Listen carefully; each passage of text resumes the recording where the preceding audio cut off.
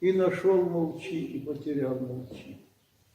А если случилось, что действительно украли или обманули, или обворовали, или что-то из такого, потеря какая-то, или сам утерял, положите поклон при закрытых дверях, чтобы вас никто не видел и не слышал, перед иконой, и скажите: Господи, то, что у меня отняли, прими за милостыню, и пошло на небо.